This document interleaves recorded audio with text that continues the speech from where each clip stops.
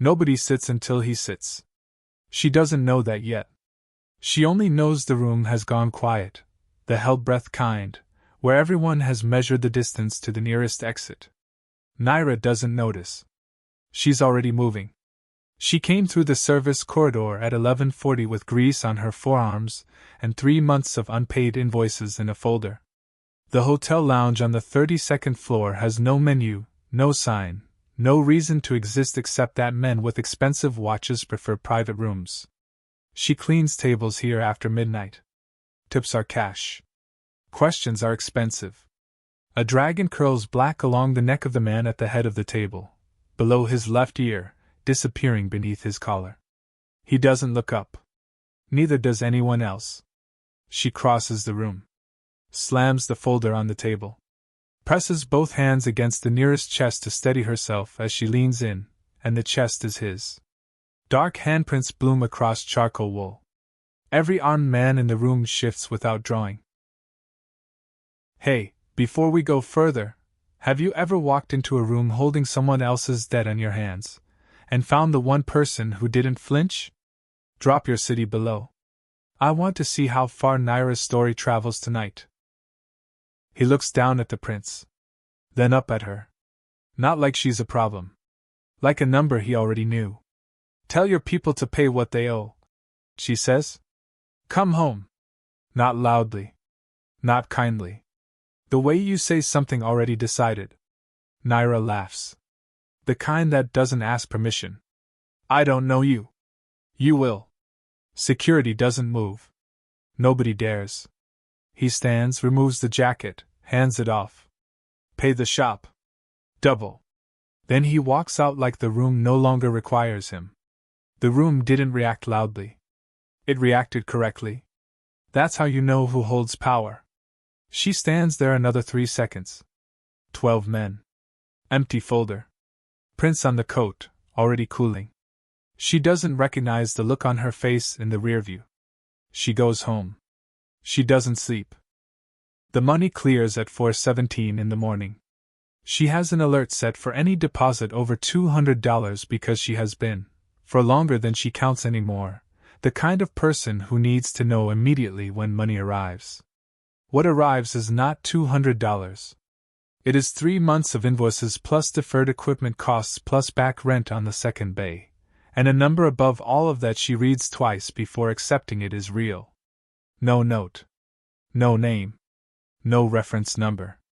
Just the amount in the blue light of her phone, like a period at the end of a sentence she didn't write. Her shop is called Carver Auto. 6 years alone. A diagnostic machine that asks for recalibration more than it should. The machine she has been pricing for 8 months costs exactly the amount sitting above the round number in her account. Relief is dangerous when it arrives without explanation. She knows what it means when something that feels like rescue turns out to be a hand around your ankle. She knows all of it. And she does not call the bank to trace the transfer. She gets up at 5. Makes coffee. By 7 she is at the shop, measuring wall space. She orders the equipment before noon. Tells herself the money was a loose end someone tied off. She tells herself this until Thursday, when the sedan parks across the street for the second time that week and doesn't move for 4 hours. She watches it from the bay window, wrench in hand, the transmission half assembled on the lift behind her. Cannot see through the tinted glass. Cannot tell if whoever is inside can see her. The envelope had no sender. But it didn't feel anonymous. It felt deliberate. The way a door left open on purpose feels different from a door left open by accident. Both have the same result. Only one of them is waiting for you. She locks up at 8. Drives home the long way. Checks the street before stepping out. Some choices are just the illusion of motion. But sometimes that's enough to get through the night. The third visit breaks a man. The first was 2 men in a sedan asking questions through a rolled-down window. Patient, polite, the kind of polite that wears patience because it has found that patience reads as control. She answered nothing and checked the locks twice. The second broke windows. She arrived the next morning to find the front glass gone, the chairs overturned, her parts catalog scattered in a way that felt less like vandalism and more like vocabulary. The third waits until Marcus is alone. She is 3 miles away at the parts supplier when Deja calls. 24, not easily shaken. When Naira hears the first syllable, she is already moving. Marcus is on the floor of the second bay with his left wrist angled in a direction wrists are not designed to angle. Conscious. Not crying, he is a man who has cried twice in his adult life and will not make today the third time, not with his wrist on the concrete. She kneels beside him. Keeps her voice level because that is what he needs. "I'm here," she says. "Rotors come in?" he asks. She almost laughs. She doesn't. The ambulance takes 11 minutes. A plate, they say. 4 to 6 weeks. Marcus has a daughter in 6th grade who can pronounce the names of constellations correctly on the first try, which he reports with the pride of a man who doesn't fully understand what he's proud of but knows exactly that he is. She files the police report herself. The system processes her the way a machine processes input, correctly, completely, without investment. Case number assigned. The officer has 37 open cases. She asks, because she needs to understand the shape of the container she's standing inside. The system didn't ignore her. It processed her. That's worse. She drives back to the shop at 9. The second bay stands dark, the lift raised, the half-assembled transmission on the floor beneath it like a sentence interrupted mid-word. She stands in the middle of the bay. She thinks about the 32nd floor. About the man who paid double without being asked. About 12 men who waited without drawing. She picks up her phone. She doesn't call the police. He meets her alone this time. Same room. No visible entourage, the more expensive kind. She can feel them in the specific quality of the stillness. Silence with one person in it feels different from silence where someone is choosing not to move. Rensato stands at the window when she enters. He doesn't turn. "You sent for me," he says. "I didn't send for anyone. I came back." He turns. He looks exactly as he did 3 weeks ago. The dragon on his neck is the same. She has thought about the dragon more than she intends to admit. "Twice," he says. She sets her hands flat on the table. "Clean this time." She scrubbed them twice before coming up, which she will not examine. "My ex ran debts through my business account for 2 years. Small amounts, nothing flagged. By the time I understood the shape of it, his obligations were in my name." Darnell Pierce, Ren says. Not a question. Which means he has known that name for longer than tonight. "He dragged himself," Ren says. "You were collateral. I need it stopped." He looks at her, not at her face, at her left forearm. At the bruise, yellow at the edges, deep toward the center, old enough to have settled but new enough to read clearly. She did not mention it. She did not cover it. The most dangerous answers are the ones that don't sound like answers. Something moves in his face. Not softness, the departure of something that was there before. The full weight of his attention arriving where it previously hadn't been. "Come home," he says. The same way. Like the answer has never changed. She says no. Again at the elevator. A third time in the lobby to herself, looking at the brass handles. But she is already thinking about Marcus's wrist. His daughter. What happens when the 4th visit comes and she has nothing capable of meeting it? 3 days later, at 11:15 on a Tuesday, she stands on the sidewalk outside what used to be her garage. Smoke rising from the ruin of the second bay. The diagnostic machine. 7 years of tools and calibrations, and the geography of a space she knew well enough to move through in the dark. She is not crying. She is counting. The car arrives before she has to decide anything. She gets in. The penthouse smells like cedar and distance. Naira takes inventory the way she always does in unfamiliar spaces, exits first, then sidelines, then what the room tells her about the person who assembled it. 2 exits from the hall. Doors that seal without sound. Staff who appear when something is needed and vanish before you've finished needing it. She counts the cameras on the first walkthrough. 14 between the elevator and her room. Some cages are built so quietly you don't hear the door close. Ren doesn't touch her without permission. Doesn't ask for anything. Doesn't explain. He appears in rooms she wanders into and withdraws before she has to ask, which means he is watching her more carefully than safety alone requires. She logs this. She is not ready for the conclusion. On the second morning, 3 broken watches sit on the study desk, backs removed, movements exposed. She begins assessment the way she would with any machine. The first is running by noon. Ren comes in while she works on the second. He sets coffee beside her at the exact temperature she drinks it, which she notices, and does not comment on, then stands at the window with his back to her. The two of them in the same room, each working in their own silence. Dangerously close to normal. She doesn't allow herself to feel that. Third day, she walks the perimeter. Notes which doors lock from outside. Which windows open. She tells herself it's because she is a careful woman. Thursday, he brings a 4th watch, older, casework worn smooth at the edges. On the back, a date engraved. 3 years ago. She sets it with the others. At 2 in the morning she stands at the study window, one hand against the glass. The city looks different from here. Farther. Her palm leaves a print. She watches it fog and clear.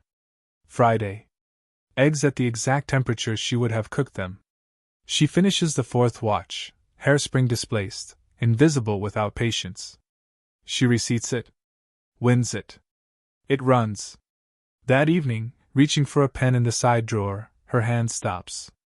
A photograph, face down. She turns it over. Her shop. From across the street.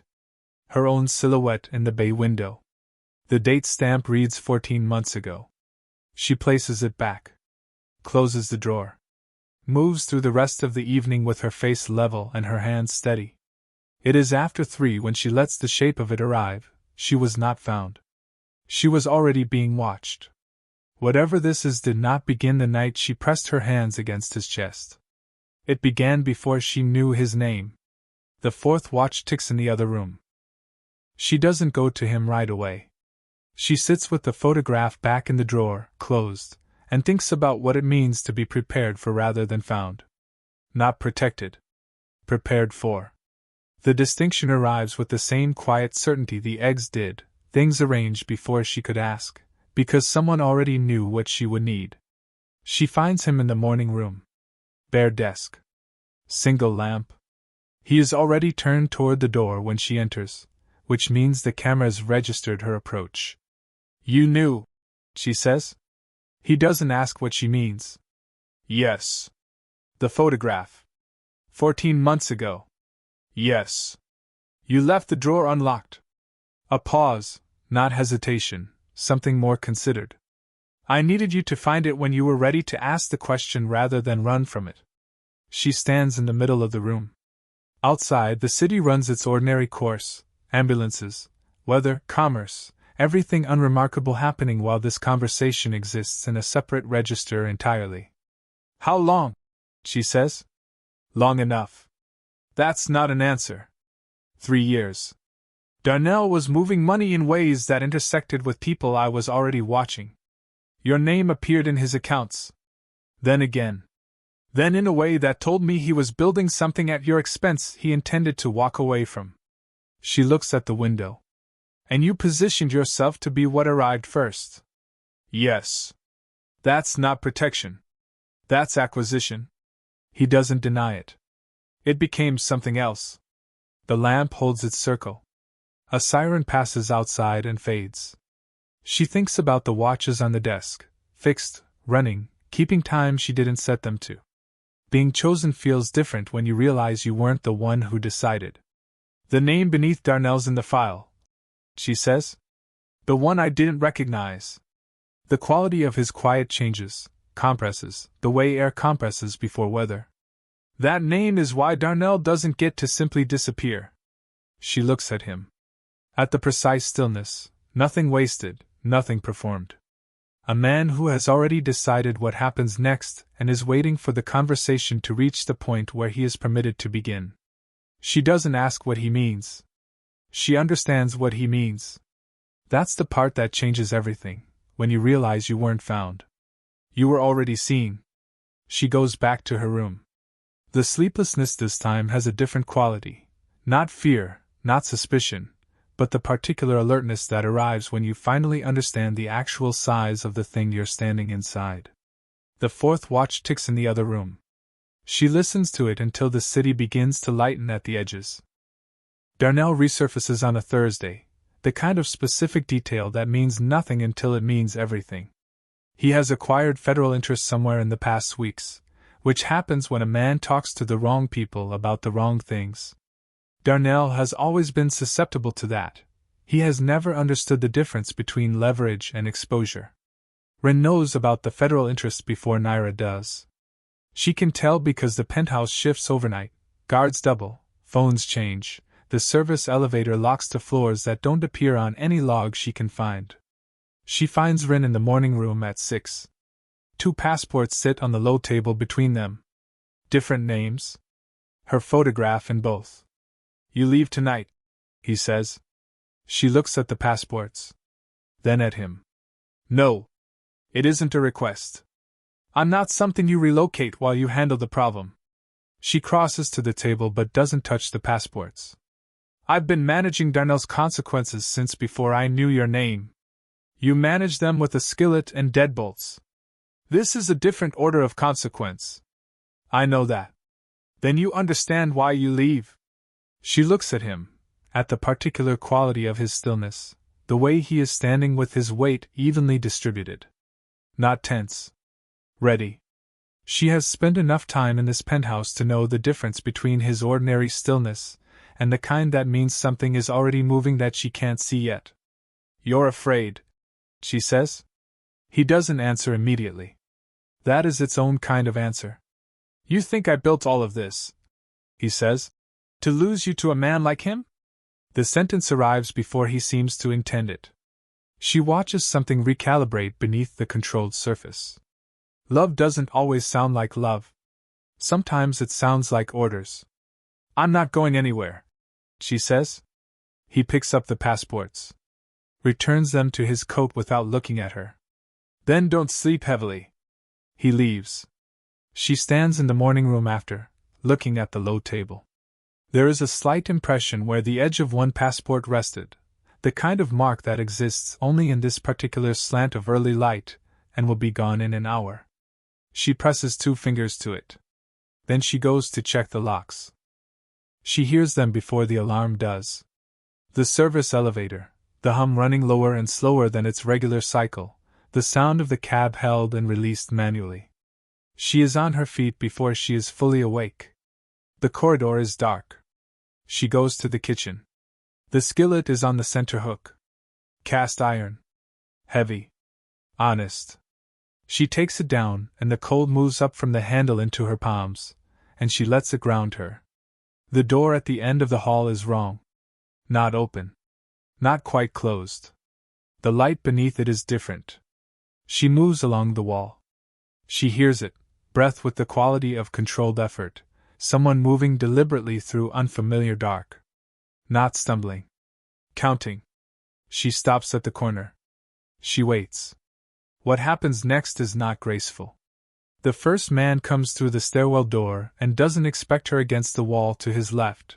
She uses the wall, and the weight of what she is holding, and the sound the skillet makes is not the sound she thought it would be, and she does not allow herself to think about that. The second man expects her. He is larger, faster, prepared for someone swinging. He takes the first hit and keeps moving. She hits the far wall, breath leaving in a single hard exhalation. The skillet is still in her hand by a mechanism that is less decision than refusal. She doesn't let go. By the time Rin reaches the corridor, she is on the floor, skillet in her right hand, the taste of copper at the back of her throat. She has not screamed. She registers this with the quiet pride of someone who had one thing to prove. He crouches in front of her, eye level, and takes the skillet from her hand, with both hands carefully, not pulling. The way you take something from a person who has been holding it too long. She is shaking. Not crying. The deep internal kind that doesn't show until you try to stand. He takes the pan from her. Then he pulls her in, and she lets him, because she is shaking and he is the only solid thing in the corridor.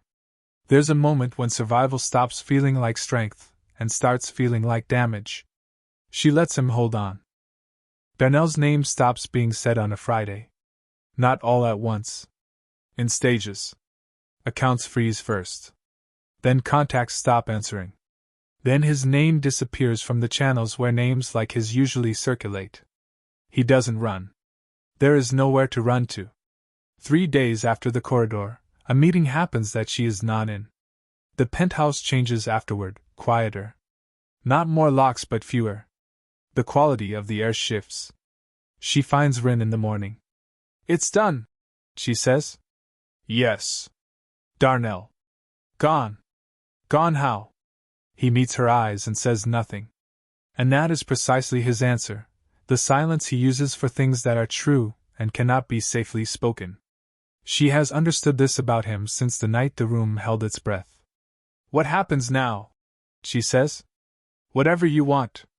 She looks at the window. "My shop is gone. The insurance will cover rebuilding. I made sure of that before the fire." She looks at him. Sharp. "Before?" "Yes. You knew it was going to burn." "I knew it was likely. I couldn't stop it without revealing how much I knew. Stopping it early would have moved them to something worse." She stands with that. With the weight of it, not just that he knew, but that he calculated. That somewhere in his preparation for her, the garage was a variable he placed on one side of a scale and found acceptable. "You let it burn," she says. "I made sure you had everything you'd need afterward. Is that supposed to feel like comfort?" He doesn't answer. He never answers the questions he can't answer honestly. Real power doesn't end things loudly. It removes them.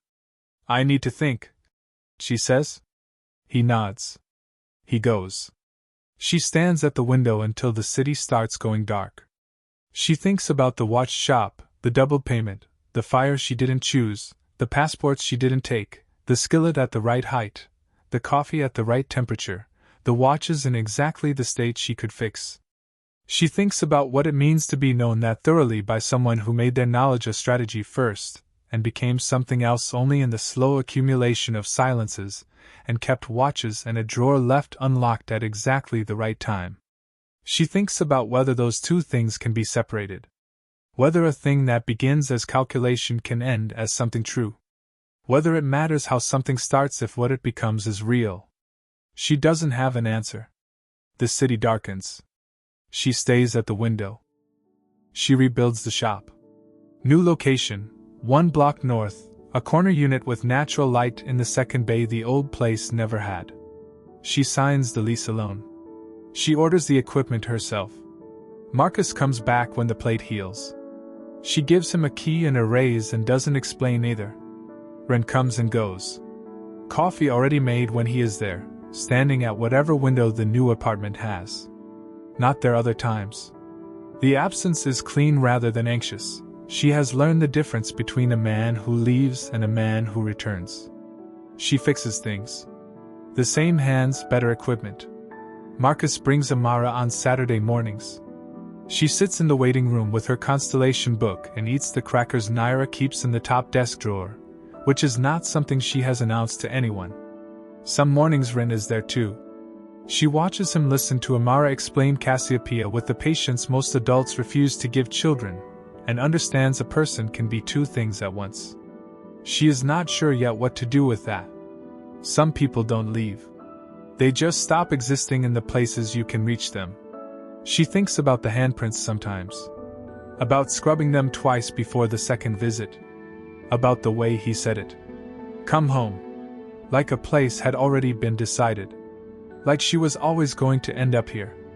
The fourth watch keeps perfect time on the desk in the new shop. She wounded the first morning she unlocked the space. Grief and acceptance are not opposites. Sometimes they are the same hand, doing the same work, at different times of day. If you felt it, that specific weight this story leaves in the chest, the one that sits between gratitude and grief when someone sees you completely, and you don't know whether to trust it, drop it in the comments. Tell me where you were when it hit you. And if you're new here, This channel is for stories like this one. Hit subscribe and turn on notifications so you never miss what's coming next. The next story is going to ask a harder question. And it's going to take longer to forget.